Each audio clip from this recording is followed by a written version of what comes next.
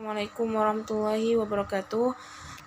Baik, langsung saja di sini saya akan menjelaskan tentang definisi strategi produk, kemudian klasifikasi level dan hierarki produk. Nah, yang pertama yaitu strategi produk adalah suatu strategi yang dilaksanakan oleh suatu perusahaan yang berkaitan dengan produk yang dipasarkannya. Dan strategi produk sebenarnya tidak hanya berkaitan dengan produk yang dipasarkan, akan tetapi berhubungan juga dengan hal-hal atau atribut lain yang melekat pada produk tersebut. Dan produk berarti suatu penawaran kebutuhan akan kepuasan sebuah perusahaan. Tujuan produk di sini sebagai kepuasan atau keuntungan konsumen potensial itu sangat penting. Kemudian produk yang dipasarkan atau dijual hendaknya produk yang sesuai dengan kebutuhan dan keinginan konsumen sehingga dengan demikian maka konsumen akan merasa puas. Nah, hanya dengan kepuasan konsumen itulah perusahaan akan mendapatkan keuntungan. Dan sebaliknya, apabila konsumen tidak merasa puas akan produk perusahaan kita, maka produk itu akan ditinggalkan oleh konsumen itu sendiri. Kemudian tingkatan atau level produk. Di sini ada 5 bagian, yaitu yang pertama produk utama. Nah, di sini produk utama lebih menjurus kepada suatu manfaat. Nah, produk utama di sini yaitu manfaat yang sebenarnya dibutuhkan dan akan dikonsumsi oleh pelanggan dari setiap produk. Seperti yaitu manfaat utama yang dibeli para tamu adalah suatu peristirahatan atau tempat tidur. Kemudian jika untuk bioskop yaitu para penonton sesungguhnya membeli hiburan.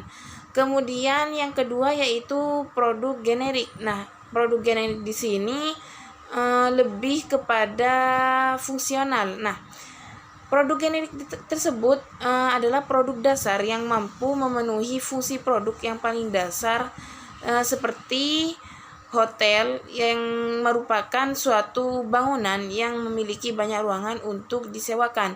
Kemudian yang ketiga yaitu produk harapan. Nah, di sini produk harapan itu yaitu produk formal yang ditawarkan dengan berbagai atribut dan kondisinya secara normal atau kelayakan yang diharapkan dan disepakati untuk dibeli, seperti tamu hotel yang mengharapkan tempat tidur yang bersih, kemudian sabun, lemari dan sebagainya. Kemudian ada juga yang keempat yaitu produk pelengkap. Nah, produk pelengkap di sini yaitu berbagai atribut produk yang dilengkapi atau ditambah berbagai manfaat dan layanan sehingga dapat memberikan tambahan kepuasan dan bisa dibedakan dengan produk pesaing. Seperti yang biasanya hotel bisa menambahkan fasilitas TV, kemudian sampo, bunga-bunga segar, kemudian check-in dan check-outnya yang cepat, kemudian pelayanan kamar yang baik dan sebagainya. Kemudian yang kelima yaitu ada produk potensial. Nah, yaitu segala macam tambahan dan perubahan yang mungkin dikembangkan untuk suatu produk di masa mendatang. Misalnya, hotel menambahkan fasilitas layanan internet, kemudian perekam video dengan kaset videonya, dan sebagainya. Kemudian di sini saya akan menjelaskan tentang hierarki produk. Nah, hierarki produk ini dimulai dari kebutuhan dasar sampai dengan item tertentu yang dapat memuaskan kebutuhan konsumen. Nah, hierarki produk tersendiri ada 7 tingkatan, yaitu yang pertama need family atau kebutuhan inti yang membentuk produk family, seperti rasa aman. Kemudian yang kedua yaitu produk family yang berarti seluruh kelas produk yang dapat memuaskan suatu kebutuhan inti dengan tingkat efektivitas yang memadai, seperti tabungan dan penghasilan. Kemudian yang ketiga yaitu ada kelas produk. Nah, yaitu sekumpulan produk di dalam produk family yang dianggap memiliki hubungan fungsional tertentu. Kemudian yang keempat yaitu ada produk lain, yaitu sekumpulan produk di dalam kelas produk yang berhubungan erat seperti asuransi jiwa. Nah, hubungan yang erat ini bisa dikarenakan salah satu dari 4 faktor berikut, yaitu fungsinya sama, kemudian dijual kepada kelompok konsumen yang sama, dan dipasarkan melalui saluran distribusi yang sama. Kemudian harganya juga berada dalam skala yang sama. Kemudian yang kelima yaitu ada tipe produk. Nah, di sini tipe produk yaitu item-item dalam suatu lini produk yang memiliki bentuk tertentu dari sekian banyak kemungkinan bentuk produk lainnya. Misalnya asuransi jiwa yang berjangka. Kemudian yang keenam yaitu produk itu sendiri memiliki merek, yaitu nama yang dapat dihubungkan atau diasosiasikan dengan satu atau lebih dalam lini produk yang digunakan untuk mengidentifikasi sumber atau karakter item tersebut. Contohnya yaitu asuransi Bumi Putra. Kemudian yang terakhir yaitu ada item. Nah, di sini item sendiri yaitu suatu unit khusus dalam suatu merek atau lini produk yang dapat dibedakan berdasarkan ukuran, harga, penampilan, atau atribut lainnya. Mungkin hanya ini saja, kemudian dilanjutkan oleh rekan saya. Assalamualaikum warahmatullahi wabarakatuh. Perkenalkan, nama saya Nurul Jana, NIM terakhir 016. Di sini saya akan menjelaskan tentang strategi produk, strategi positioning produk, dan strategi repositioning produk. Yang pertama, strategi produk adalah strategi yang dilakukan perusahaan yang berkaitan dengan produk yang akan dipasarkan atau berkaitan dengan hal-hal lain atau atribut yang melekat pada produk. Yang kedua, strategi repositioning produk. Jadi strategi ini adalah untuk menciptakan diferensiasi yang unik di benak konsumen sehingga produk ini lebih menonjol dibandingkan merek produk lain. Tujuannya adalah untuk menempatkan merek produk yang sedemikian rupa sehingga produk tersebut berbeda dengan produk-produk yang lain dan sehingga produk-produk tersebut bisa lebih unggul dibandingkan produk-produk yang lain. Beberapa pendekatan strategi positioning produk itu ada 6. 1. Berdasarkan pada atribut. 2. Berdasarkan pada harga dan kualitas. Yang ketiga, berdasarkan aspek penggunaan. Yang keempat, berdasarkan pemakaian produk. Yang kelima, berdasarkan kelas produk. Dan yang keenam, berdasarkan pesaing. Strategi repositioning produk. Strategi repositioning produk adalah strategi untuk melakukan positioning ulang suatu merek produk di pasar sasaran. Strategi ini biasanya dijalankan karena merek produk mengalami beberapa kejadian seperti adanya pesaing yang masuk dengan positioning yang sama persis. Yang kedua, adanya perubahan preferensi konsumen, dan yang ketiga adanya pesaing baru atau yang lebih potensial. Mungkin hanya itu yang dapat saya sampaikan, kurang lebihnya mohon maaf. Assalamualaikum warahmatullahi wabarakatuh. Assalamualaikum warahmatullahi wabarakatuh. Perkenalkan, nama saya Mila Santika, NIM terakhir 140. Saya di sini akan menjelaskan tentang strategi overlap produk. Strategi overlap produk adalah strategi pemasaran yang menciptakan persaingan terhadap merek tertentu milik perusahaan sendiri. Persaingan ini dibentuk melalui 3 cara, yaitu yang pertama, pengenalan produk yang bersaing dengan produk yang sudah ada. Dan yang kedua, penggunaan label pribadi, yakni menghasilkan suatu produk yang menggunakan nama merek perusahaan lain. Dan yang ketiga, menjual komponen-komponen yang dipergunakan dalam produk perusahaan sendiri kepada para pesaing. Adapun dari tujuan dari strategi ini adalah menarik lebih banyak pelanggan pada produk sehingga meningkatkan pasar keseluruhan. Dan yang kedua, agar dapat bekerja pada kapasitas penuh. Dan terakhir, untuk menjual kepada para pesaing sehingga dapat merealisasikan skala ekonomis dan pengurangan biaya. Dan selanjutnya yaitu strategi lingkup produk. Strategi ini berkaitan dengan perspektif terhadap bauran produk suatu perusahaan. Strategi ini ditentukan dengan memperhitungkan misi keseluruhan dari unit bisnis.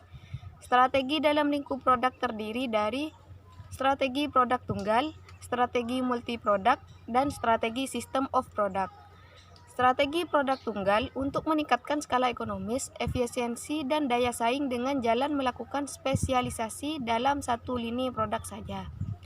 Sedangkan strategi multi produk untuk mengantisipasi resiko keusangan potensial suatu produk tunggal dengan menambah beberapa produk lain. Dan yang terakhir, strategi system of product. Strategi system of product untuk meningkatkan ketergantungan pelanggan terhadap produk perusahaan sehingga mencegah pesaing masuk ke pasar. Strategi ini dapat diwujudkan dengan menciptakan produk komplementer dan pelayanan purna jual. Selanjutnya, strategi desain produk. Strategi ini berkaitan dengan tingkat standarisasi produk. Perusahaan memiliki 3 pilihan strategi, yaitu produk standar, customized product, produk standar dengan modifikasi. Produk standar untuk meningkatkan skala ekonomis perusahaan melalui produksi massa. Customized product untuk bersaing dengan produsen produksi massa. Atau produk standar melalui fleksibilitas desain produk. Dan yang terakhir, produk standar dengan modifikasi untuk mengkombinasikan manfaat dari dua strategis di atas. Dan yang terakhir, strategi eliminasi produk. Pada hakikatnya, produk yang tidak sukses atau tidak sesuai dengan portofolio produk perusahaan perlu dihapuskan karena bisa merugikan perusahaan yang bersangkutan, baik dalam jangka pendek maupun jangka panjang. Ciri-ciri produk yang masuk ke dalam kategori tersebut adalah profitabilitas rendah, volume penjualan atau pangsa pasarnya bersifat stagnan atau bahkan menurun. Dan yang ketiga, risiko keusangan teknologi cukup besar. Dan yang keempat, produk mulai masuk ke dalam tahap kedewasaan atau penurunan pada produk. Dan yang kelima, produk tersebut kurang sesuai dengan kekuatan atau misi unit bisnis. Nah, selanjutnya ada 3 alternatif dalam strategi ini, yaitu harvesting, penyederhanaan lini produk, total line divestment. Harvesting merupakan strategi memerah atau menyedot segala kemungkinan arus kas masuk selama produk yang bersangkutan masih ada. Umumnya strategi ini diterapkan pada produk-produk yang mengalami penurunan pangsa pasar maupun volume penjualan secara perlahan-lahan. Biasanya dilakukan dengan jalan menaikkan harga atau dengan menekan biaya. Dan yang ketiga, penyederhanaan lini produk. Yang kedua, penyederhanaan lini produk. Dalam strategi ini, produk dipangkas menjadi lebih sedikit dan lebih mudah dikelola. Pemangkasan ini dilaksanakan dengan jalan mengurangi jumlah dan jenis produk atau jasa yang ditawarkan. Penyederhanaan lini cocok diterapkan dalam kondisi di mana terjadi peningkatan biaya dan perusahaan mengalami kekurangan sumber daya maupun sumber penghasilan. Dan yang ketiga, total line divestment. Dilakukan dengan melepaskan produk yang tidak berkembang atau tidak memenuhi rencana strategis perusahaan. Biasanya perusahaan menghindari strategi ini karena pertimbangan ekonomis dan psikologis. Tujuan dari strategi ini adalah untuk mengeliminasi produk-produk yang tidak menguntungkan atau tidak disukai yang disebabkan oleh kontribusi produk sangat kecil, prospek masa depan yang tidak bagus, dan produk tidak sesuai dengan strategi bisnis secara keseluruhan. Baik, mungkin hanya itu yang bisa saya sampaikan, kurang lebihnya mohon maaf. Wassalamualaikum warahmatullahi wabarakatuh. Bismillahirrahmanirrahim. Assalamualaikum warahmatullahi wabarakatuh. Perkenalkan, nama saya Siti Anatur Uyun, NIM 187-11000097. Baik, di sini saya akan menjelaskan, akan sedikit mengulas mengenai materi dalam mata kuliah manajemen pemasaran, yakni pada submateri tentang diversifikasi dan value marketing, strategi diversifikasi dan value marketing. Oke, sebelumnya sebelum kita melangkah lebih jauh, apa sih strateginya? Nah, di sini kita kenalan dulu apa sih diversifikasi kayak gitu. Nah, diversifikasi itu adalah tindakan membuat segala sesuatu menjadi lebih beragam dengan tujuan agar tidak terpaku pada satu hal saja. Nah, di dalam sebuah perusahaan tentu agar tidak terpaku pada satu produk seperti itu. Nah, lalu bagaimana sih strategi dalam diversifikasi produk ini? Oh ya, sebelum itu kenapa kita harus melakukan melakukan diversifikasi produk? Seperti yang tadi saya katakan bahwa ini kan tindakan untuk memberagamkan seperti itu. Nah, salah satu manfaatnya apa sih? Meningkatkan profitabilitas dari suatu perusahaan, dari usaha kita seperti itu, dan juga nanti meminimalisir resiko karena beragamnya produk dari usaha kita seperti itu. Nah, di sini bagaimana sih strategi diversifikasi produk? Yang pertama itu strategi diversifikasi produk ini terbagi dalam dua bentuk. Yang pertama ada konsentris dan yang kedua ada konglomerasi. Nah, yang konsentris ini bisa dengan dua bentuk, yakni diversifikasi konsentris horizontal dan juga diversifikasi konsentris vertikal seperti itu. Nah, bisa dilihat di contoh semisal Yamaha. Nah, siapa yang nggak tahu gurita bisnis dari Yamaha seperti itu. Nah, ini raksasa bisnis otomotif di Indonesia, yang berasal dari negara mana ya? Aduh, mohon maaf saya lupa. Nah, di sini tuh ada kayak produknya mereka tuh ada bebek, ada matic, ada sport kayak gitu. Nah, yang vertikal bagaimana? Seperti perusahaan pertanian, seperti pertanian, ada juga kita nanti mengerucut dari ada PT Bogasari, ada Indofood, juga ada Indomart seperti. Nah, bagaimana sih strategi diversifikasi konsentris ini? Nah, itu adalah merupakan strategi penambahan produk yang masih ada kaitannya dalam hal kesamaan teknologi, fasilitas bersama atau jaringan pemasaran yang masih sama dengan produk yang ada saat ini seperti itu. Nah, bagaimana sih strategi ini nanti kemudian akan berhasil? Nah, yang pertama itu ada ketika produk kita bersaing dalam industri yang pertumbuhannya masih rendah, terus menaikkan penjualan produk yang sudah ada dengan memproduksi barang baru seperti itu, menawarkan harga produk baru yang kompetitif tentunya, dan juga daur hidup produk saat ini yang mengalami penurunan memiliki tim manajemen yang kuat. Nah, harus memiliki tim manajemen yang kuat seperti itu. Yang kedua ada strategi diversifikasi konglomerasi. Nah, apa sih diversifikasi konglomerasi seperti itu? Nah, diversifikasi konglomerasi ini lebih kepada meskipun dalam satu naungan perusahaan, namun keberagaman dari produknya itu tidak saling berkaitan, tidak seperti yang tadi, seperti Yamaha ada bebek, sport, dan juga ada matic. Nah, ini tidak saling keterkaitan seperti itu. Seperti kita tahu di Indonesia ada Salim Group. Nah, gurita bisnis dari Salim Group ini terdapat banyak. Ada Indofood, ada Indomobile, ada Indomobil, ada juga Indosmen, Indofood yang mereka tuh berkonsen pada bidang food and beverage, Indomobil yang dengan otomotif, dan juga Indosmen yang kita kenal dengan perusahaan semen yang besar di Indonesia. Nah, jadi Salim Group ini melakukan strategi diversifikasi konglomerasi untuk lebih menebarkan bisnisnya. Nah, bagaimana sih pedoman strategi ketika kita menggunakan strategi diversifikasi konglomerasi ini? Nah, yang pertama tuh ada of course akan terjadi penurunan penjualan dan juga keuntungan. Terus juga yang harus kita pertahankan juga kemampuan manajerial dan modal untuk berkompetisi di industri baru seperti itu. Nah, Juga harus terciptanya sinergi finansial antara satu produk antara satu dengan yang lainnya, karena kan masih berada dalam satu naungan seperti itu. Terus adanya peluang untuk memperoleh bisnis baru yang tidak berkaitan namun memiliki peluang investasi yang sangat-sangat menarik seperti itu.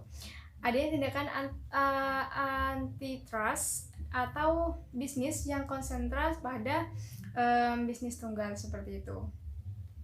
Nah, mungkin hanya itu yang dapat saya sampaikan mengenai strategi diversifikasi suatu produk seperti itu. Seperti yang saya jelaskan tadi bahwa terdapat dua, ada diversifikasi konsentris dan juga ada konglomerasi.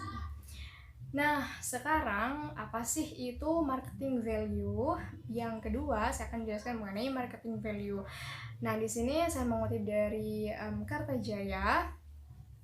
Dalam buku, menurut Kartajaya itu marketing value adalah seperangkat nilai yang dikembangkan oleh suatu perusahaan melalui merek, pelayanan, dan juga proses dengan harapan untuk meningkatkan kepuasan pelanggan. Karena dalam suatu perusahaan, of course, kepuasan pelanggan ini menjadi salah satu hal yang sangat krusial sekali seperti itu.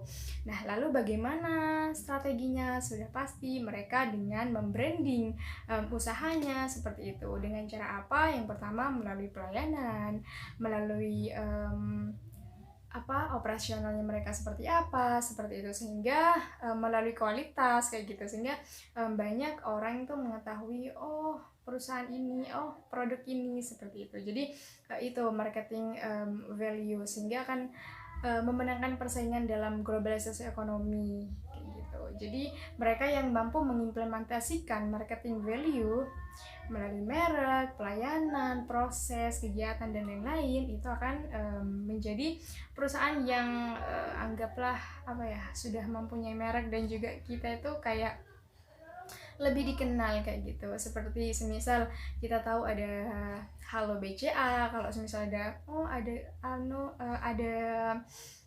semisal ada trouble di ATM kita kenal ada Halo BCA yang pelayanannya ya oke, ramah, seperti itu. Juga ya banyak sekali ya usaha-usaha seperti itu. Nah, mungkin hanya itu yang dapat saya sampaikan mengenai diversifikasi dan value marketing strategi. Mohon maaf jika ada kesalahan. Wallahul muwaffiq ila aqwamit thoriq. Wassalamualaikum warahmatullahi wabarakatuh.